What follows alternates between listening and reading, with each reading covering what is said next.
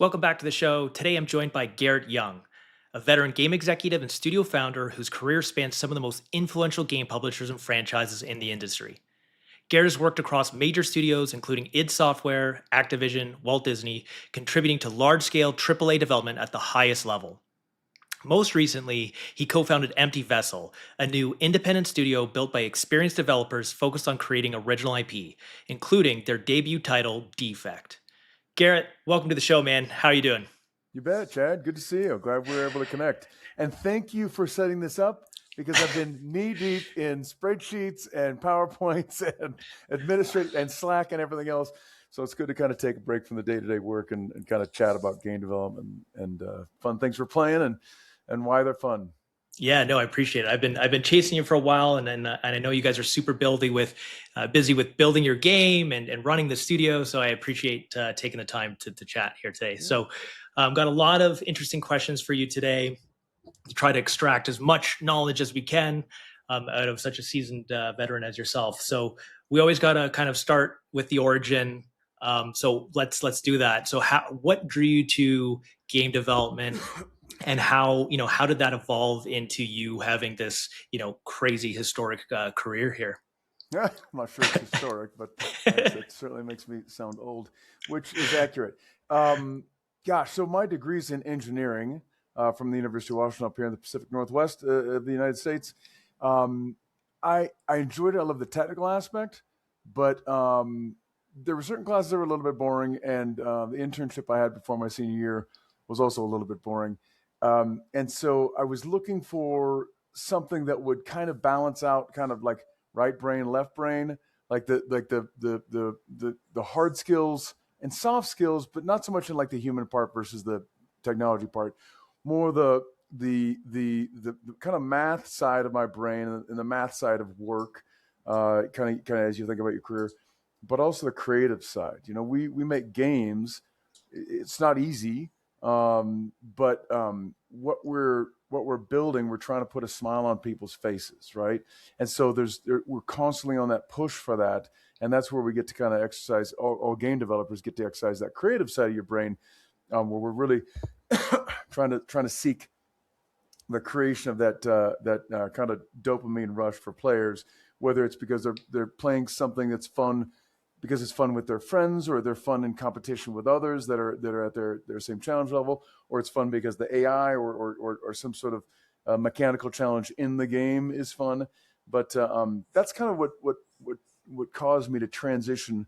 And I had kind of an internship in games when I was very early on, like my senior in college. It's kind of an internship in technology at a software company, and then it transitioned over to internship in games. And so I really loved it. I thought, okay, well, I can do this. I could do this contract for 6 months, and I could tell my friends I make games, and tell my mom that I work at Microsoft, which is where I worked. And so everybody's happy and everybody's excited. But I found that there was a lot more when I got into it. I found that there was a lot more to hard work and effort and challenge in making games than just kind of sitting around playing games. And so here we are, many years later. Still doing it, still loving it. Doesn't mean it's easy, but there are the fun sides of it, the technical side, the creative side, and then of course all wrapped in the people part of our business. Interesting. And you mentioned there to get your foot in the door, you landed an internship. How did that come about? If you remember, because it's so difficult now. It's so competitive. I'm old, but not quite that old. Yes, I do. Of course, I remember. So it was the software internship was at a company. This is not in games yet, but in software. A company called Shapeware at the time. They did an app called Visio. It was a productivity app, and then so I learned a lot there about kind of how to make software, the parts that go into it, and kind of the beginning, middle, and end. And then that internship ended, and a contract opened up at Microsoft. There was actually a couple. I lived in Seattle. Microsoft's the biggest hiring company, right, from a software standpoint, certainly at the time. And then there was a couple contracts open at Microsoft, short term, and I interviewed a few of them, got multiple offers. It was awesome. And so I kind of got to choose, do you want to go work on publisher, this kind of other group, or do you want to work in games? And so I chose games. I was a gamer when I was younger. We had an Intellivision at home, and kind of I really date myself, back in the 80s with the heyday of arcades. And then I kind of got away from it in high school. I kind of, maybe it was like middle school time. I was like, okay, well, it's kind of, you evolve as a human being, and you're like, oh, girls are cute. They don't like the D&D nerds. They don't like the video game nerds. They like the guys playing sports. So I kind of went over and started playing sports, and I kind of kind of got out of my shell a little bit. And then so it was a little bit like coming home when I started working in games and going, oh wow, this is the stuff that I loved doing when I was a kid. And so and so just like one project, that contract turned into a full-time opportunity, and then kind of one project was in our sports group in the at Microsoft, and then our racing group, and then we launched the Xbox, which was a huge new challenge. I learned a lot. Short version there is, at Microsoft, how we were making games at the time before the Xbox, we were making it like software. Like we were using our skills from Microsoft Word, Microsoft Office, and all these other kind of packaged software, I guess, processes. And I worked with a company called Bizarre Creations. Just literally was texting a friend of mine who was one of their leaders just earlier, 15 minutes ago. Great people there. And what I learned working with them on a game that we called Project Gotham Racing. I've got a box somewhere around here. I don't know, somewhere. I remember that game. Yeah, cool. I think you're way too young to remember that game. But there was feature 1, 2, 3, 4. What they taught me, so I learned a lot from my Microsoft mentors and managers and peers about how to ship software. And what they really taught me was that okay, that may work like in a design doc, or may work on the whiteboard, right? But once we flush out some of the details of the design doc, it doesn't work.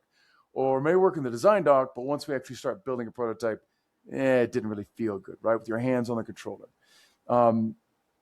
And they also taught me, forget the whiteboard, forget the design doc. We're just going to start prototyping, right? Right. And so because that's where the magic is made, is actually when you put hands on controller. Right. Heard a quote from someone somewhere at some point in my career. You may have heard this quote that I think it's like a prototype is worth 1,000 meetings, right? Yes. Because that is so critical to what we do in games and how we make games, is actually get it playable and start testing it with your team, with the core group, and then start to expand out, and you start getting feedback from people. So one of the things I've learned throughout my career, that was a big learning point for me, is work with these guys in England, in Liverpool, Bizarre Creations, and teaching me like, hey, it's the kitchen is a little messy when you're making the meal, right? Yeah. And so not everything, it's not NASA. You're not going to know exactly what's going to happen every single day for every single member of the team. And so anyway, that's been a great learning for me. And then I just evolved my career kind of from there. So you've worked on or at some major studios, so like id, Activision, Walt Disney, which is interesting. Was there a project that you were a part of that you launched that was like a super achievement, that you feel has kind of like helped define your career? Yeah, of course. I would, whenever I kind of look back and think about things, I think about two projects that I'm maybe there's a lot of great projects, and some others that were not quite as great, but were equally as painful.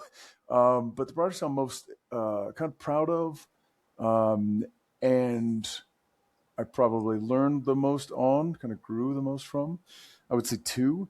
One is, after Project Gotham Racing, Ed Freeze and Channel Loftus and kind of my management structure liked what I'd done there, and gave me an opportunity to build a brand new team, an internal team that became the Forza Motorsport team.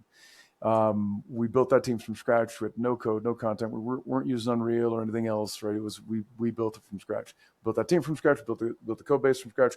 All our content from scratch. A huge bet for the company as far as us growing the Xbox portfolio, and a huge level up for me because I'd always managed teams externally before, the teams that already existed, so they already had some muscle memory on how to ship. as an example, and they also had a lot of other kind of creative and technical strengths. So that was Forza Motorsport was one of the projects I was most proud of. And again, there's a car from the I got a bunch of cars on my shelf. You can't really see some. Oh, you can see some. Doom Eternal, all the signatures. Yeah. Well, that's well, the cars are from Forza Motorsport as far as the models and everything, which I was really proud of. And that was a number of years ago, and that franchise continues to be a very, very strong franchise, number one selling racing franchise in the history of the Xbox still to this day. And then the other one, as you mentioned, is Doom. I got recruited over to Dallas. I'd never lived in the Texas area before in my life, but got recruited over there to help rebuild id Software. Wow. Doom was kind of a near and dear to my heart from the 90s. It was one of those PC games. Even my stepdad was playing Doom. When some of the mods that I downloaded to his computer, it was amazing. And he's a doctor. He's not a gamer, right? But it was so amazing. This first-person camera view on a PC, and we're downloading mods of the Tower of London and all these other different mods. It was super fun. So it had meant a lot to me as far as my kind of origin as a gamer. And so there was an opportunity. Some people reached out to me, and I kind of met with the leaders at ZeniMax that owned them, and then with the guys at id, and the door opened for me to come over and run that studio and to help them rebuild what became Doom. We just called it Doom, but kind of Doom 2016. That became Eternal. That became Dark Ages, and so that franchise is going really well there. The thing that I'm most proud of there, multiple pieces, I guess, but we delivered what players wanted, what Doom fans wanted in that game, which is great. Something I'm very proud of. Like if you're walking down the street and you tell someone, "Hey, I was a Halo 3 pro player," they're like, "Oh my God, Halo 3, that's awesome! Oh wow!" Right? This is your history, not my history. But I love you'll randomly run into people or like nephews and nieces that are like, "Oh, Forza, yeah, I played that. That was so fun." Or random people in random places. "Oh, you make video games. What did you work on?" "Oh my gosh, I love that game." Right? So that kind of fills you up as a professional, I guess. And so I kind of get that kind of response with Forza and that franchise. And certainly we get that response. We and everybody else that contributed to Doom, the recent years Doom, get that response too, because so many people, we won awards for that, and so many people really enjoyed what we delivered. The other thing that I really enjoyed with coming in to help rebuild id was they were on they had already rebooted Doom internally twice. And as I learned when I was in there, this kind of sounded like it was our last chance, and it was going to the studio might possibly be closed if we didn't have success in Doom 2016. And so we had this great mix, and there was some evolution of the team, and we had to add a lot of people to the team, but there was a great mix of a balance of id veterans that had been there a number of years, knew the engine really well, internal engine, knew the engine really well, and understood what Doom was, and also understood the AI and the other things that we were taking over from Rage, a game that they had just shipped a couple of years ago. But then this balance and this blend of new blood, if you will, new talent, people coming in from either other studios or coming in, kind of fresh out of college. And so it really was this interesting mix that helped us really blend the kind of the old and the new, where we weren't kind of chasing just like Call of Duty or Battlefield or the other big, Counter-Strike, et cetera, the other big shooters. We wanted to do what players were used to, kind of deliver the experience that they'd seen since 1993, but also still stick true to our what made Doom so fun, the movement.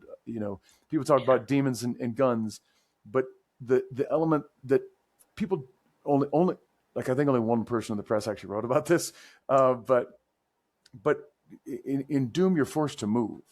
In a lot of other, let's not talk about PvP because that's kind of another area, but the PvE part, that's kind of a single player campaign or co-op, whatever, we force you to move. The core gameplay is moving, force you to move, not run forward, shoot, pew, get shot a little bit, and then run back and hide and heal up. right? And there's so much to that element. I know this isn't a Doom design podcast, but the core loop, it wasn't just about big demons and big VFX with big fat guns. That core loop of demons pushing you and you having to really push forward and fight against them. The success we had there was awesome. And again, one of the things that is kind of really memorable about that experience. Yeah, I would say the Doom rebrand was probably the best rebrand that I can think of any IP, truly. And I think of the three, Doom Eternal was the perfect my favorite one of the three. It had that perfect flow of leading you through corridors to the big open kind of arena rooms, and the special move where like you do the combo to the enemy and punch him and he explodes. And I think you even had like a some type of like a thing on a shotgun where it would stick to the enemy and pull you too. So like it made the movement like amazing. Yeah, Dark Ages does a little bit of that, where it pulls you to the enemy. But Eternal, I think, there's Doom Eternal added to the formula. So say you got base Doom 2016, and Eternal added new abilities, new weapons. There were new enemies, but probably the core loop was maybe 10% different or 20% different, which I think people appreciated. Eternal feels a little faster to me when I played it. Totally. And there's of course a ton of tuning, 3 or 4, or that one might have been 5 years because of COVID, year cycle. And there's always tuning and tweaking that you do based on the AI, based on the new weapons that come in, the new abilities, and balancing it all out. It was awesome. The Marauder was so cool. Oh yeah, cool. That's awesome. It's we really, that loop, and the loop you're talking about here too also is we kind of it's a stitched together collection of arenas is exactly what it is, right? That's in its if you think about the space that you're playing as a player. But we give you the tools, right, to fight, if you will, to combat, and also to defend. I mean, you heal yourself up and shield yourself. And those tools are abilities that you have on the controller, but also how the map is laid out. There's verticality and there's hiding spots that are more cover just to take a breath. But if you think about some other elements of that loop, you don't heal up. Like we talked about a second ago. You don't heal up when you pause. Your pausing is just basically for you to take a break. Your pausing is also not for, you can check ammo, of course, like how much ammo do I have in each weapon. You don't have 35 weapons. You don't have one weapon, right? We got a weapon wheel, and by the end of the game, I think there's 9 weapons on it. Some of the weapons also share ammo. So you can kind of take, gives you a beat to look like how much ammo do I have in which enemies. Of course, in your head, you're doing we refer to this loop with a few different phrases, right? Like kind of battle chess, if you will. Chess, there are enemies that have different abilities, right? They can move different spaces and have different levels of importance on a chessboard. Same thing with a game like Doom, the core loop. Not only do you not heal by pausing, but you don't reload, like I said. You do heal. It's a little video gamey, right? You lose a little bit of the immersion, but it's a video game. You heal by attacking.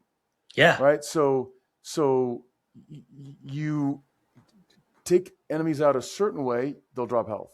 Take enemies out a different way, they'll drop shield. Right. And you kind of got to keep your eye on your status and say, okay, I need more shield. And it's been a second since I played it, but I think if I shoot, they're dropping shields. If I glory kill, they're dropping health. Don't quote me. But it's one of those. The other element that's interesting, you mentioned, we call them glory kills, by the way. That's the term. Yes, glory kills. Yeah, that animated sequence. The thing that's adds to the loop. These are all things that add to the core loop, right? That use the food reference often when it comes to making games, right? That soup, you don't want too much of this and too little of that, right? It's got to be just perfect, right? As far as the ingredients and the temperature. The other part of that loop that's really fun is glory kills aren't just like walk up and hit a button and you go into a glory kill. You have to get that enemy into a stunned state. and by burning their health down to a certain element, right? And we're not talking about the bosses. The bosses are a little bit thing. Yes, they go into a stun state, but the bosses are kind of a separate kind of loop there. So you can take down an imp, or you can take down any of the enemies and put them into a stun state, and they're in a stun state for maybe a second, maybe 2 seconds, depends on what the difficulty level is that you're playing. But that stun state kind of takes them off the board. You've got that kind of like 1 to 2, maybe 2.5 second, maybe 3 second pause, and you're like, okay, I know I'm not going to get a fireball in the ear from that imp because they're in a stun state. Now I can glory kill them. What I did when we're testing the higher difficulty levels. Don't ask me about Nightmare Mode. I never was able to complete that game on Nightmare, right? Because that's like one death, roguelike. Yeah. So what I found I was often doing when there was multiple enemies on screen, and that was kind of another fun part of the game, the core loop as you got later in the game, is I would stun these guys and then ignore them, and I knew I could take a beat so I could attack somebody else. And then I would run a loop around until kind of that mental, kind of clock in your brain goes, okay, that imp is now kind of going to wake up from the stun state, right now. All right. And so when you really get to the harder checkpoints, and there were many, the harder checkpoints, you start doing that delicate that kind of dance and that balance of, I'm rushing here, I'm pausing here, I'm taking this guy down, and they're moving, right? They don't like pop out. They're not sitting behind cover and popping out like a lot of shooters do in single player games. So it was fun. If I could share, can I share one other short story about the game? Absolutely. This is great. This is the juice, man. I don't really know anything about your audience, so I don't know. This is great. No, this is great. Gamers or whatever. This is great. The first time for Doom 2016, I can remember. So you get kind of late in the cycle, and sometimes you're working late hours and you're eating dinner at the office and everything. But a guy named Peter Sokol was putting in our difficulty levels, and it was later in the project. Of course, all the maps are laid out. You've got all your weapons. You've got all the enemies. They are, the spawning plan for them is all set up, right? When you're going to unlock this weapon, when you're going to unlock this enemy, right? So I'm probably the third map in the campaign playing, and I know everything. I've played so many damn times, right? But it's the first time that we actually put in difficulty. And this guy, Peter, our systems designer, lead systems designer, and he's still there to this day. He put it in. And he's like, okay, guys, send it out a Slack message or whatever. Love your feedback on the difficulty, when you have a chance. So I'm playing one night. And it's, we're already eating dinner, and I'm sitting there, and I put it on the highest difficulty again, not Nightmare, but it's the same difficulty as Nightmare, but you have spawn points, right? Right. So the hardest, and I'm like, okay, I know the weapons, I know the movement, I know the kind of the navigation on the map, I know how the enemies all move, right? And I know this area. When I run to this area, there's 2 enemies that are going to spawn early, and then there's 4 other, like playing it so much, you get you know exactly kind of the timing of everything. Now there's AI, right? So they're going to move at different spots, but I know when I move this way, they tend to move this way. So you kind of have some playing. Got to this one checkpoint in our, I'm not going to remember the name of the map, but it was an internal kind of a gritty, dark interior map that had like lava on the ground. So this was really cool, orange colors. Swear to God, we demoed that map for like the first year of our demos for Doom. But it was awesome. It was really cool. It was lava and fire and orange and all this kind of stuff. And then there was dark, gritty, sci-fi, that heavy art. Anyway, I get to this checkpoint. I'm doing pretty good in health and the ammo and everything. And run into this room, this kind of room with there's some elevation. It's like a 2-floor room. And so there's imps that'll come in and jump on some of the high pillars and everything. I'm running in, get wrecked. And it's an hour. I can't get to this checkpoint for an hour. And I'm like, oh my God, I'm running out of time. Okay. And then I'm running in, I'm kicking off AI, and I'm kiting them, right? Like you're pulling a kite, in the air. And so a few of them would tunnel and follow me. So I'm like, okay, pick off. And then I'm like, okay, now I know there's like 4 left, and I'll run in and I'll kind of do the little bit of the dance, and I'll get wrecked. So another hour goes by. I'm already on like, 3rd or 4th Diet Coke, whatever. And I saw Diet Coke, go to the pop machine, come back, and I'm like, okay, I got it. I need to play this differently. This difficult is not going to beat me. I'm not going home until I get this checkpoint, right? And so then I literally had this like aha moment when I was going to the pop machine and coming back. I'm like, okay, screw it. I don't know if we can swear on your podcast. Yes, absolutely. I'll say screw it. I'm going to do what we tell everybody we're doing. which is push forward combat, right? This is like we've been talking about. The push forward combat is great. You go forward, you glory kills, you take out this guy, you take out that. I'm like, okay, this checkpoint is killing me. I'm going to push forward instead of like running in and shooting and then hiding and kiting them back towards me and can't heal up. But playing it like I play a COD or a Battlefield or whatever, right? So I'm like, screw it. I'm gonna go in, I forget the name that people. Anyway, there's a whole meme about Leroy somebody. But anyway, right. So I'm gonna push forward combat. It's what we've been talking about the press. It's what we say that our game is. I know there's like 8 enemies in this tiny room, with the elevation, the second floor. But I'm gonna roll on and do it. And I got through it the next try. And I'm like, holy shit, this actually works the way we planned it, and on this really high difficulty. And so what I found, and it was like I was shaking when I was done. I was so excited. I was like, holy shit, this is awesome. People are going to love this, right?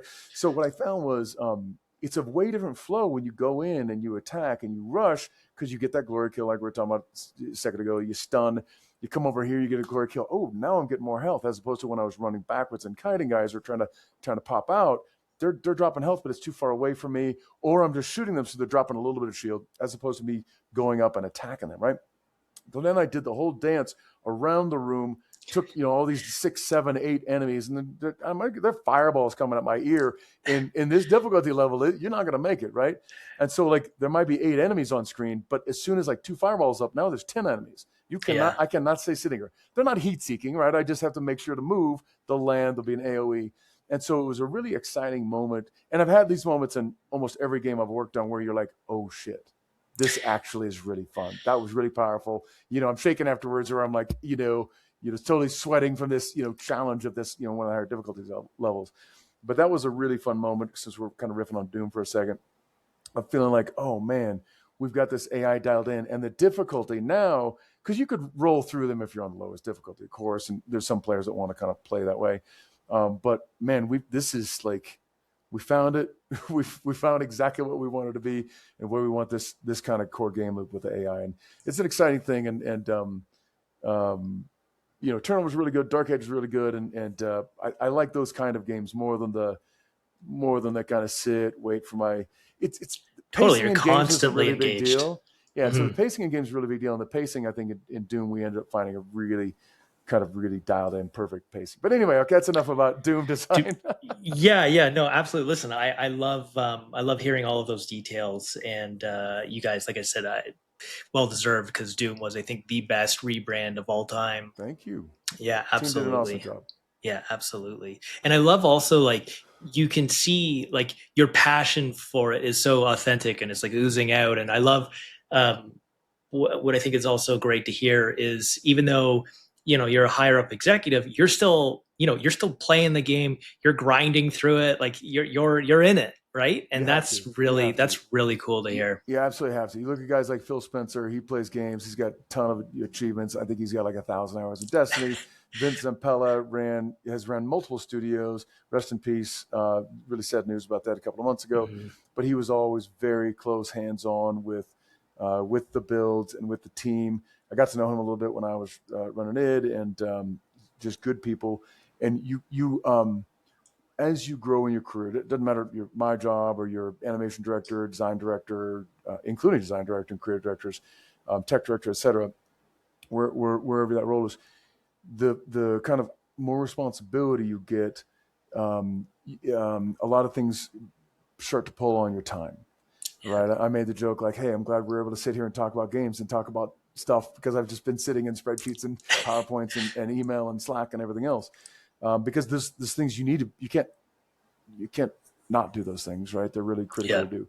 But I find, for me, every morning I wake up and I'm kind of looking at my to-do list, I'm always thinking like, where can I get game time in?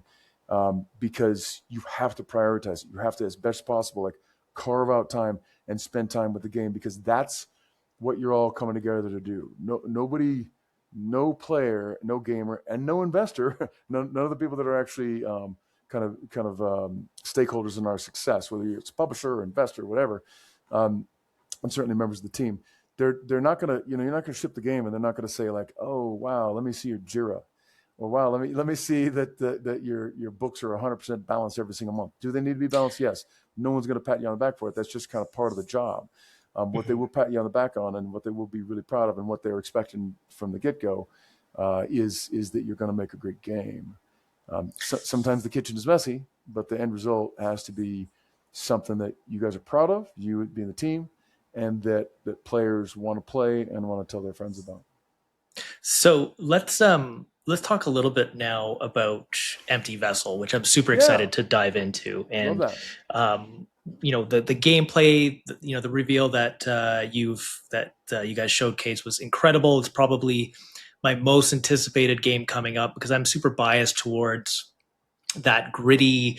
It's got a blend of, you guys are from id, so a bit of Doom, Gears of War, like the cyberpunk dystopian future. It's just got a blend of all of my favorite IPs, and it's this original, unique look to it. And I'm super excited about it. So let's start from the beginning of it. How did that kind of studio come together? And you co-founded it. Can you walk me through that a little bit? Absolutely. And I'll tell you, I need to. We were chatting with one of our advisors yesterday or the day before, and he's got Defect posters up on his wall, and I'm like, I need to do that on my wall. Yeah, it's epic. Because we have so much art, and we're really strong at that. And like you said, we actually kind of go to the beginning, as you're saying. We announced the studio, I think, two years ago, and we had this little tiny 30-second GIF of kind of a fly-in, some VFX and some shooting on a helmet. Very, very simple, just to have an image to go with our press release. Then we did a game announce. These names of the trailers, but game announce trailer, 60 seconds. That we released that about a year and a half ago. As a studio, we started 3 years ago. Just Emmanuel and I. He had actually started it before I joined him. He and I worked at id, like you said. Emmanuel was one of the young guys that we hired into id to build awesome character models for us, and then he evolved, because he's a very technical guy, evolved into really being a leader in our gore pipeline. Pretty critical, because hey, we got these awesome characters, now we need to rip them apart, right? Let the player rip them apart, or let them rip each other apart, right? And that's got to look really cool and really there might be a little bit of overblood in Doom, but that's kind of part of what Doom is. But anyway, so he really evolved there and kind of grew in a really strong way, in a great way at id. Our art director at Empty Vessels also was our lead concept guy at id. I'm Alex Palma. I've got named Dan Modich, who has worked on a lot of different things, from Call of Duty to Medal of Honor, also at id. Helped ship Callisto Protocol, which maybe didn't sell as well as people kind of hoped. Still an amazing game. A beautiful horror game, like just very, very polished, beautiful, and really for what it was trying to do in making a horror game, they did a great job. So anyway, there are multiple of us from id. We just hired another one, actually. We haven't publicly announced that yet, so I'm not going to here. But a great senior level programmer, principal level programmer is joining us at Empty Vessel. So that's great too. He had left at id a few years ago and was working on a few different things. Anyway, so but as I was saying, so we kind of built up the team. We're at 20. Monday we'll be at 22 people on our team. So it's still a startup. We have great investors, which we can talk about later. Certainly, we would not be here without their support. And we're growing this year, which is exciting. We're not going to get to 200 people. That's not kind of our goal here. One of our goals is to stay lean, stay focused, actually know each other, know each other's names, and kind of get to know people a little bit better, even though we're all remote. Once you start to get up at 100 people, 150, 200 people, or like a Concord team or a High Guard team, those insanely large teams, and we're not even talking about Assassin's Creed or one of the Halos, or like Battlefield that just shipped a couple months ago, Call of Duty. Those are massive teams, right? We don't want to get to that size. We want to stay very focused, use tools, even some AI tools to help us. We're not doing any art or animation and AI, kind of the more lower level stuff that people don't like to do over and over. And it's helping us with blueprints, some stuff that we're doing in Unreal. Anyway, so we want to stay small and tight and focused. We want everybody to be working, checking stuff in and out of Perforce. I saw that, and we kind of, some of the people on the team learned that at id, we did have a large team, but there was only probably 2 or 3 people at id, like developers at id, that weren't checking in and out files every single day. So we're not I hear stories about some of the large studios that tend to have a lot of layers of management, and that's you end up bringing in really seasoned and senior people, and you end up sticking them in meetings all day. So they're not really doing their best work, and they're not really contributing as effective as they could contribute to the game. So anyway, we're from an origin story for this company. That's kind of one of our tentpole kind of driving kind of philosophical tenets, if you will. Also, I was mentioning kind of how the team is built, and we have these beats of, hey, we're going to announce the studio, and then, hey, we're going to announce the game. Our game announce trailer, we got 1.9 million views the first weekend. We released that a year and a half ago. That was awesome. Really excited about that. That only had like 9 or 10 seconds of gameplay at the end. We were showing it to Keeley at early drafts, and he's like, you need more gameplay. You need at least 10 seconds of gameplay. We're like, dude, it's so early on. We don't have like 10 seconds of gameplay. But we're like, okay, fine. And so we spent a bunch of effort kind of optimizing a certain part of that map and some of the weapons and some of the other stuff, mantles and everything, the animations. And then, like I said, we got a bunch of views on that. And then we did a gameplay reveal trailer 3 months ago. And across all of our socials, YouTube and, of course, the TikToks and Instagrams of the world, I would ask how many views you think we got. But if you say some really large number and it's not it, it's going to kind of not defeat the purpose. But we got 9.7 million views across all of our channels. And as a brand new IP, something that we really didn't spend very little marketing it. I'm not going to tell you the marketing budget I just heard that Bungie has for Marathon. I'm not going to share that, but I heard it through the grapevine, and it's insanely higher than ours, like 20x higher. But regardless, we spent a little bit of money marketing it. And of course, we have a great partner group called Petrol. We've been helping promote and market and advertise games for 25 years. They're awesome. They helped us build and refine this trailer. It's all in-game assets. It's all our stuff. It's a gameplay reveal. So it's like, this is in the build. And that build that you see there is the build that we play every day. And that's one of the other philosophical points for us that you and I were kind of talking about pregame, which is we play test all the time. We play test 4 times a week. And the only reason we don't do a 5th day of the week is because we're all remote. And so for half the team, our US Friday is Saturday for them. So, but we get good play testing and get really good feedback, even though we're still kind of not really close to launch. Yeah, the gameplay from what has been shown looks absolutely fantastic. I love the idea of stealing the consciousness of the enemy and taking that over. My question, and if you can't comment on this, and you probably can't, it's totally fine, but in those instances, will there be proximity voice? So, Chad, we're going to break news on your podcast. So I will say, have you played Arc Raiders yet? Yes. Very good, very fun. I do use the proximity chat. Usually, well, my kids are asleep at this point. At least the one that's still at my house. He's a junior in high school. His friends swear all the time. But usually I use proximity chat to unleash some vitriol on the people that said, don't shoot, and then they shoot me. I'm like, wait a minute, bro. I wasn't shooting at you. Why did you just shoot me in the back? So anyway, you gotta walk around in Arc with like one hand on your target, whether it's the AI or whether you're collecting something, obviously, and then kind of one AI on like the uneven truce you have with your other humans that you see in the same room or the kind of the same space. So proximity chat is no, we have not announced that yet, but we'll see. Okay, I'll take that. Our game is I wouldn't be surprised if you might see a feature like that in our game, and of course many other features that we haven't announced. We just kind of the overview there, which you can kind of tell in the trailer, but certainly you can read in the Steam page. We're 4 teams of 4 players, and there is the layer of there's kind of a similarity with Arc, and I'm loving Arc. I don't know, 130 hours into it. They had a little bit of a drop in content where it's kind of like a little bit dry, but I was still enjoying it, and I know they're coming out with some new updated content pretty soon. we're recording this in the middle of February.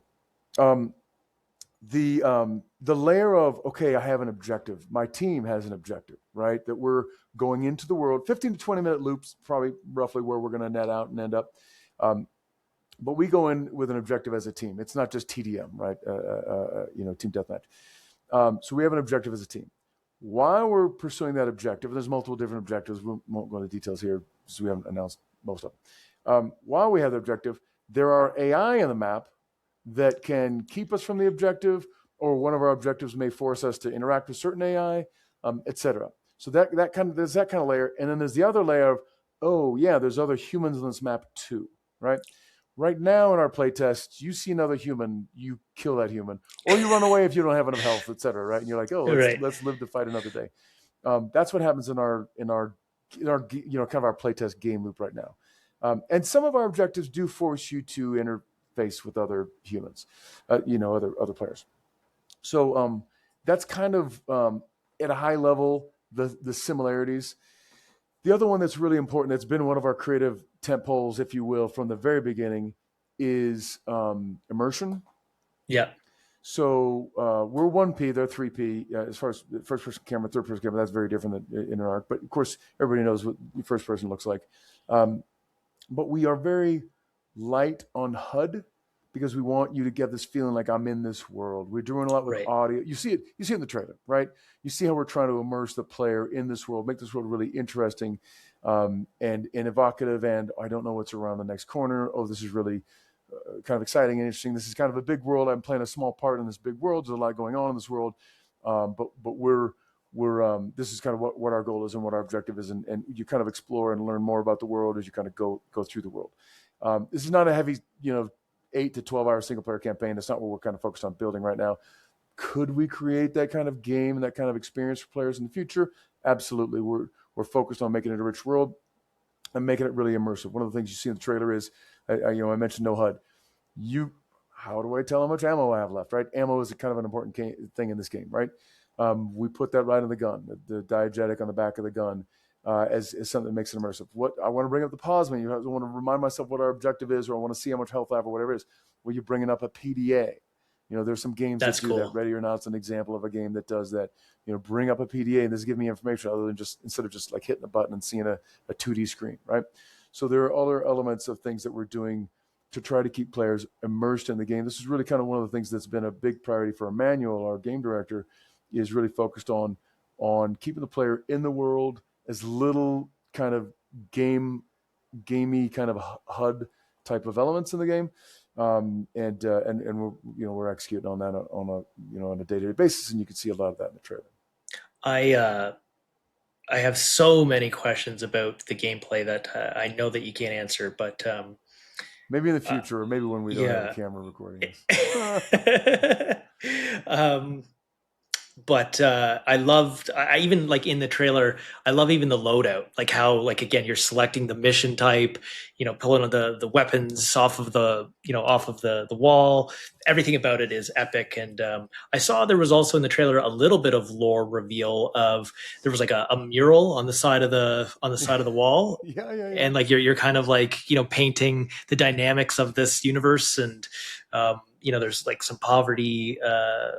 If we could riff on this for a second. So most of our storytelling we'll do in that kind of storytelling or world building we'll do in things that you'll see, you'll either collect or you'll find or you discover or you'll see through the, as you kind of navigate through the map. And like great example you brought up is the piece that we shared in the trailer. When you come in, you kind of mentioned the loadout room, if you will. It's actually more of it could be a flying ship that you come in on. It could be kind of a subway train that you come in on, but you're coming into this space. We have this concept. It's not a hero shooter, but we have this concept of these two factions. One's more of a military faction. One's more of a kind of a gang-based faction. Now you might, in a given round, like I said, 4 teams with 4 players, you might have 4 military groups in that. It's not just 2 teams opposing each other. And just because you're in the gang faction, if you will, and another team's in the gang faction, doesn't mean you're necessarily friends, right? Yeah. And so just like the military has, Army and Navy and Air Force and Marines, et cetera, in the real world. So you are the military faction, if you will, is directed by something that we call the system, right? And this is all we've shared this, and so the system is kind of like this AI overseeing type of character, and you are as the military faction, if you will, the fist of the system. You need to go in, and the system is all about control and really controlling people, controlling society, controlling all the engines of society. Well, if you're going to control with humans can be chaotic, right? Humans don't necessarily follow rules all the time. We're not machines. And so this system needs to have a military force, and these elements, these military factions, are part of enforcing the will of the system. The gangs are more of what you call almost like the Joker from the Batman series, the Nolan Batman series, where he kind of not that the gangs want to just see the world burn, but they are more about chaos, about fighting against the system. And the Joker's obviously the bad guy in the Batman world of Batman, right? But in our case, the gangs are actually more to their conceptually to fight against control, right? To say, hold on, we can handle ourselves. Yeah, and yes, they do some things. They sell drugs. They make drugs. They sell drugs. There's some other things that they do that maybe we would consider not so positive. But they want their own control. They want to control their and have the ability to make their own decisions. I don't know if you remember the book 1984, George Orwell.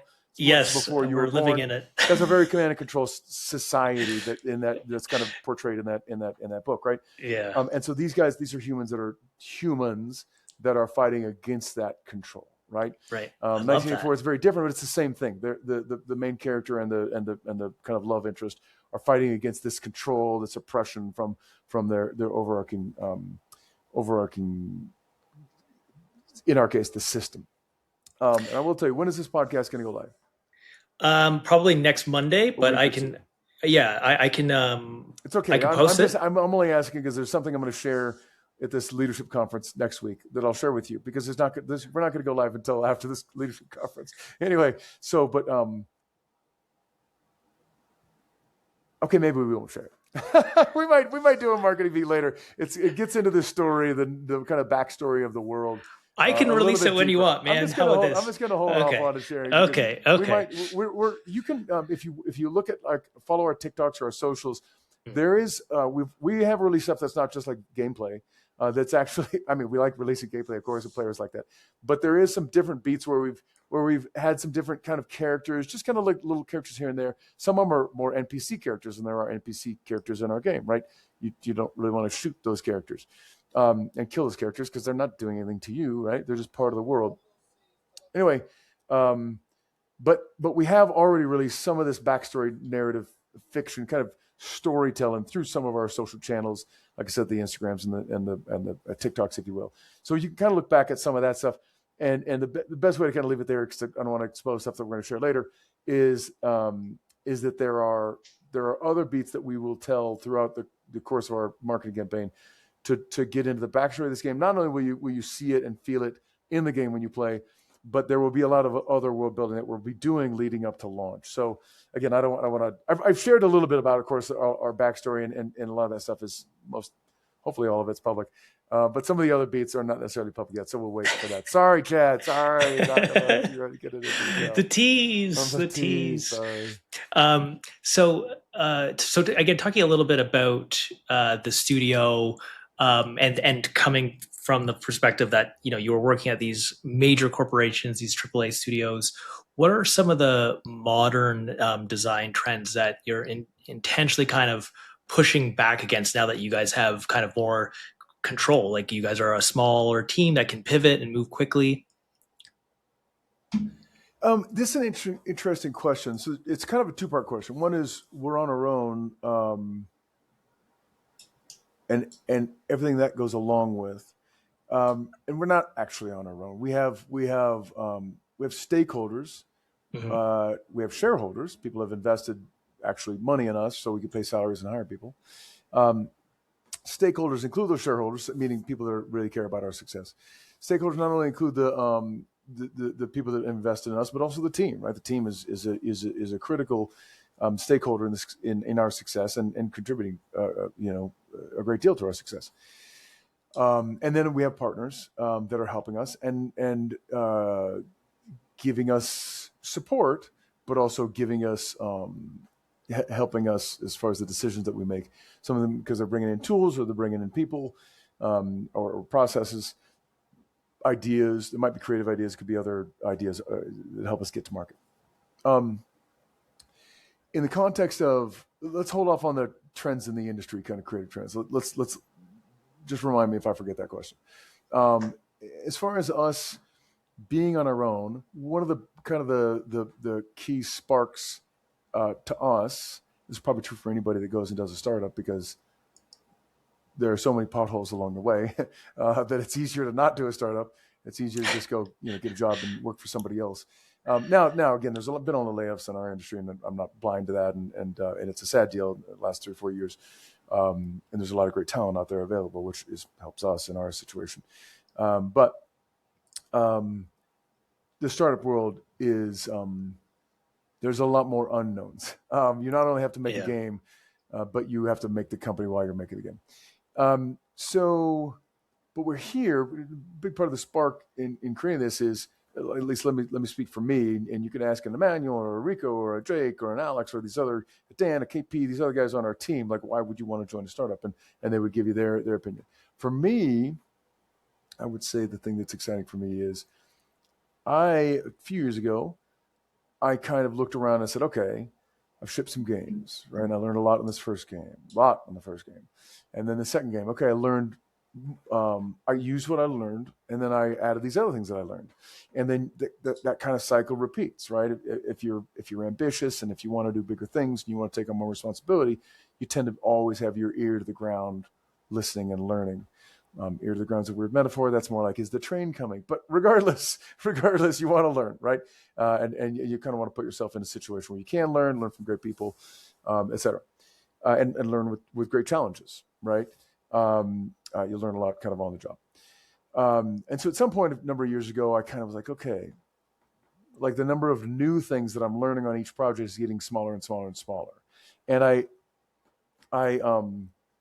when I was at Microsoft, first half my career was at Microsoft, and I was learning, but you kind of learn how to get things done with the people that you work with, and some of those people would change, of course, and then the projects you're on, and some of those projects would change because now instead of making this kind of game, I'm making this kind of game, and so there's some variables that change, but you really kind of get pretty set in how getting things done at a certain company and how that company works. And then kind of the big step over to Activision, the big step for me was, okay, what do I take from what I learned before in the last 12 years? And then what are the new things that this company does things completely differently, right? And so it'd be kind of open and kind of gain from that. And then also, this is not school, right? I've actually got to execute while I'm learning these things and how they do things, right? And so I was really proud of, Microsoft and then Activision and then Disney. I was in a little bit different role where I had like 500 people across and five teams across 3 different studios. And that was, talk about being farther removed from the game. Like, that sucked. it was fun. I learned a lot of things and worked with a lot of great people, but I was so far removed from each of the games. I really was like, okay, I want to, get closer back to game development and hands-on and working day to day instead of like month to month with each team, more day to day and with developers, which led to a door opening at id. And so, but again, like I said, I was like, okay, I wonder if I could do this on my own, where we kind of hire up the people we want to work with. In some cases, I've been able to do that. In some cases, it's like, oh, here's an existing team, right? And then you got to do the things involved with that, which has its advantages and disadvantages. And so, what would I need to start my own thing? Well, you need money, right? I didn't. It is what it is. I don't want anybody to work for me for free. I can't work for free. I got a mortgage. I got food I got to put on the table. I got a kid in college. All these kind of things, right? So so that's what kind of was the, if you will, the spark to come and do this. And then I found like-minded people like Emmanuel and Rico and Jake and these other people on the team, on our team.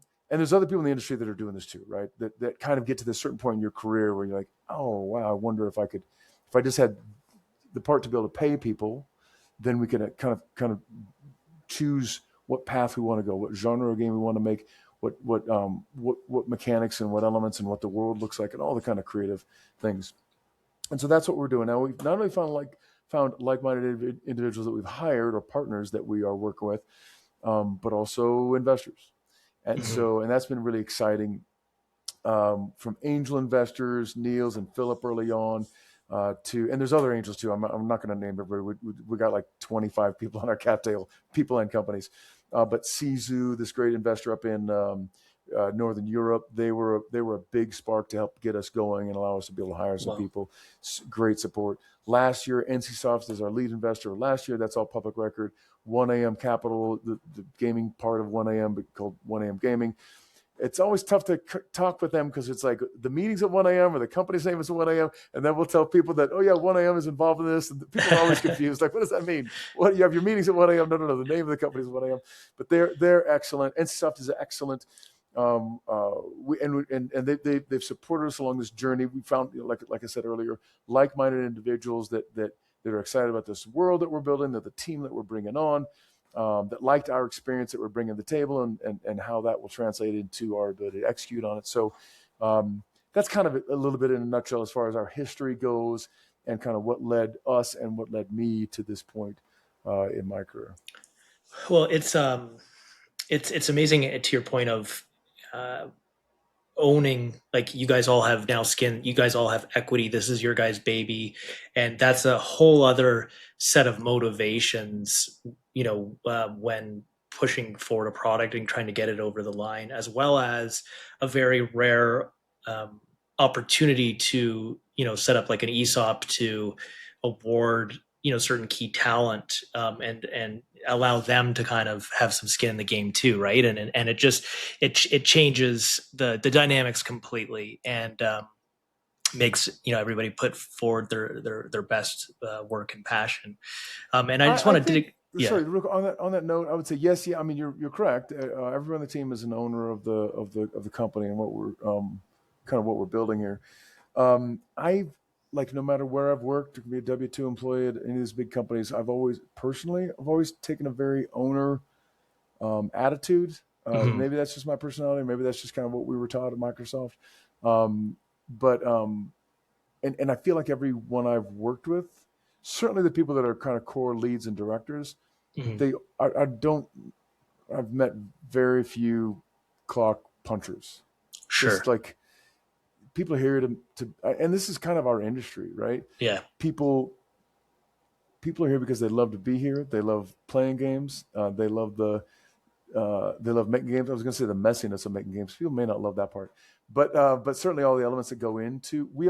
I kind of might have referred to this maybe when we were talking earlier, but this is a people business. Yes, there's technology and there's math and there's a lot of creative side to it, art to it, but really this is a people business. And there are elements of that most people in our industry do really appreciate and like and enjoy. And so I think everyone, for the most part, every single person I've ever worked with making games has an ownership mentality. Yeah. Here it's kind of real. Now, again, that's not worth the paper it's written on if you don't ever have a liquidity event, which is a VC kind of phrase for either selling the company to somebody else or going public, which is rare in our country, or at least this country, U.S. But everybody's absolutely, I think, and again, true for the industry, not necessarily just for Empty Vessel, but true for our industry. I think everybody knows, or certainly people I've interfaced with, that like you are defined by what you ship, right? That's how you measure it. Like what have you done for me lately? And it's not, we're not a service organization. Yes, they're live service games, but what I mean is like, we're not running a hotel where you're constantly like new people in, new people out, right? We are beginning, middle, and end. And what you ship, what shows up on screen, will always be there. It'll always be part of your resume, no matter where you work in the future, whether you work in this industry or not, whether you work in a new company or you stay. No one's ever going to take that away from you. I don't care about layoffs. The game you shipped is the game you shipped. No one's ever taken that away from you. And I don't care if you're in the credits or not, right? Like, that's a big deal. It's kind of like there's some contractors that don't get included in the credits for some companies. That's not our philosophy here. That's in some other people's philosophy. Hold on a second. I'm getting somebody's calling me right now, I think on WhatsApp. Maybe it's Discord. I don't know. I'm getting this blaring in my ear. I'm going to hang up on that. Anyway, sorry. I do have another meeting. It's going to kick off here pretty soon. But anyway, point of the story, I don't know if you heard anything. The blaring in my ear, I was like, oh my gosh, I can't even hear myself talk. Anyway, but that's always, we're going to put all of our contractors in the credits, and everybody who worked on it, even if you're not working on it, when we ship, we'll put your name in the credits for Defect. But that's a part of who you are, the game that you shipped, and you can point to it. Maybe you're an artist and you make paintings, like you're not in our industry and you make paintings. You'll always look at it. You're not going to go back and retouch that, right? That's it. You put it out there in the world. And so in my experience, and just, maybe I've been lucky this way, everybody kind of gets it. Everybody I've worked with kind of gets it. Like, we've come together for this thing that we're doing together. Sometimes it's completely smooth. Never is it always completely smooth. Sometimes it is. Sometimes, rarely. So you're kind of getting in for can be a rocky ride at times. But yeah, no, it's exciting to be a part of this, and I think all game developers I've ever worked with have a real strong sense of ownership. It doesn't matter if you're working on a movie game, which I have worked on. It doesn't matter if you're working on a sequel, which I've worked on many times.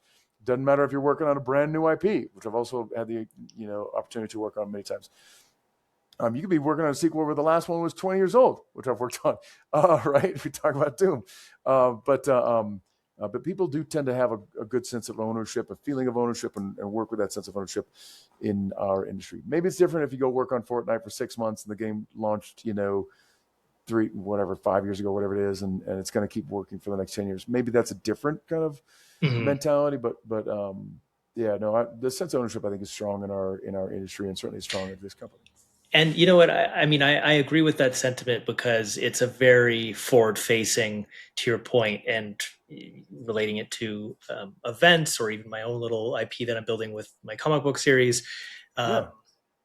It's very forward-facing. People know it's like, you did that, at an event. If it goes wrong, it's it's a very short list of who that falls on, and if it goes well, it's a very short list of who pulled that off. So, amen. Okay, no more questions for me. Tell me about this comic series, because I don't know anything about it. I know your listeners. I don't really know anything about your audience, but your listeners, I'm sure, know a little bit about it. But share some here. Share some latest, whatever is going to public. Sure. Yeah, absolutely. So I've been working on a comic book series. It's called Death Shroud. Okay. The synopsis is during a special ops mission, it goes sideways, of course, and he's turned into... Where's the dramatic tension if it doesn't go sideways? Exactly. And he's turned into this nightmarish creature, and he soon discovers that he's actually the son of the angel of death, like death itself, and that his very existence poses a threat to the established cosmic order. And very fitting with COVID and just kind of my view of the state of the world, he uncovers a conspiracy between heaven and hell that they want to wipe out and reset mankind, and he's got to prevent that from happening, because he still thinks that there's still some good left worth fighting for. So it's very art direction inspired by Darksiders, inspired by Diablo.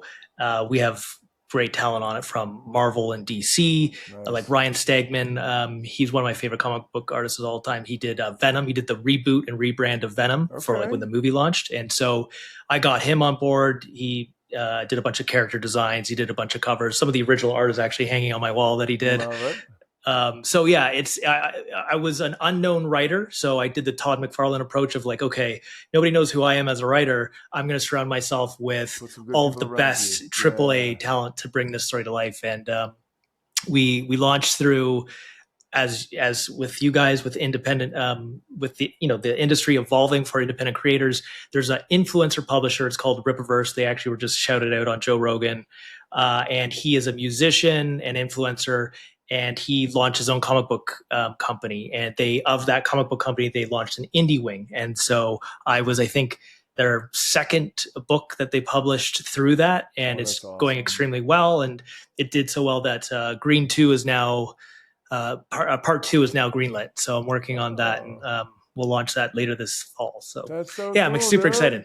That's yeah, so cool. it's exciting. The dreams, the long-term dreams, as any comic book artist will say, is, if the fans keep supporting it, that eventually you can, transcend to maybe animation or video games or what have you. And with the world with AI, animations are going to become more cheaper and cheaper to make. So, it's potentially, that's the long-term goal, is an animation or a game or something. But yeah, man. And these AI tools are so powerful. We're not going to riff on this too long, but it allows you to take this is all we do in games, right? Is what's in your head and put it on screen. Mm-hmm. And if you can do that faster, then you get the game out to gamers faster. And if you can do it cheaper, you don't have to charge $70 for a game. You can charge $40 for a game. Or in your case, in your book, I don't know if they're charging or it's free or whatever it is, but you can do it in a quicker way, in a more efficient way. You can create more volume because the tools are easier to use. And it sucks that people do lose their jobs, but I always think about it that people's jobs don't get lost. It's more that they just evolve. Like the candle makers union, probably not too happy when, the light bulb was invented, and probably shook their fist at Thomas Edison quite a bit there. But then they changed and then became light bulb makers, or they tried something else and they worked something else because they didn't need to make candles anymore, right? Mm-hmm. So it's just going to be a tool, man. That's so cool. Yeah, I listen. I totally agree on that sentiment, and I know it's a controversial topic depending on the audience or the people that you're talking to. But my view on AI, pending that they don't have funding issues, given the burn that ChatGPT and some of these others are having. But it's just going to be another amazing tool in the toolkit for artists to help bring their product to life. Like you can have these really high quality 3D renders, plug that in, and it's your IP. Now you can just animate it really efficiently. And instead of spending $500 million, which is impossible to bring your story to life, it's like, maybe you could bring a really high quality feature film for $1 million or, a couple $100,000. So that's what I'm excited about personally about it. But we humans do a great job making tools. We're talking on a tool right now that didn't exist 10 to 15 years ago, right? We wouldn't have had an opportunity to interact this way if this tool didn't exist. We run the planet, not just because we have opposable thumbs, but because we have brains, and we have the biggest brains on the planet. Elephants and sharks and lions don't run the planet, and whales don't run the planet. We run the planet because we use our brains. We create these awesome tools, and so that's so cool that you have this creative outlet, and you found a publishing supporter, and hopefully you're finding a good audience for you. That's really cool.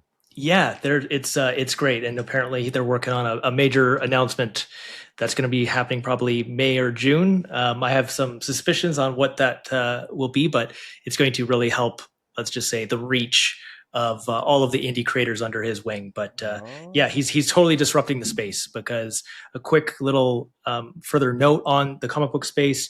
The business model is outdated. It's back from like the 80s, 90s, where it was based on total volume. So back in the day when they were selling 2 million copies, and the distributors were taking like 50, 60%. He's cut out all of that. He's built his own warehouse, and he's just shipping directly to the customer. So you're saving 50 to 60%.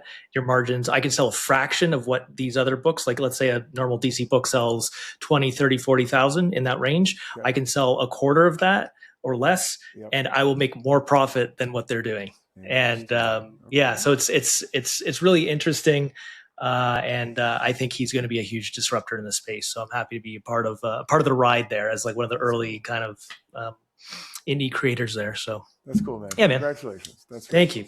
Tell me about it when I mean, it sounds like there's some new announcement coming out in summer, but also want to see your I'll send you the book. Your book. Definitely send me a link to it or something. I will. We got to get you into a playtest sometime. Dude, I would love that. I will grind that and give so much feedback. It's probably going to be this short story. It's probably going to be after GDC. We got a big milestone in April, so let's. Okay. Why don't you, if you don't mind, like ping me after, like in May. Yeah, I will. I can tell you where we stand, and then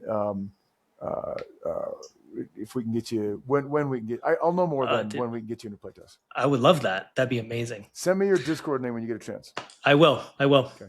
Thanks, buddy. Okay, well, listen, thanks so much for taking the time today. That was awesome to hear all the juice and all the stories and all of your knowledge brought to all the audience. So that was amazing. Appreciate Hopefully it. it wasn't too boring. Sometimes No, I it was get a little amazing. talkative. No, absolutely, dude. You're so charismatic. It's great. You're a great speaker. You did a fantastic job. Thanks, buddy. Awesome. Good seeing Cheers. you, Chad. Cheers.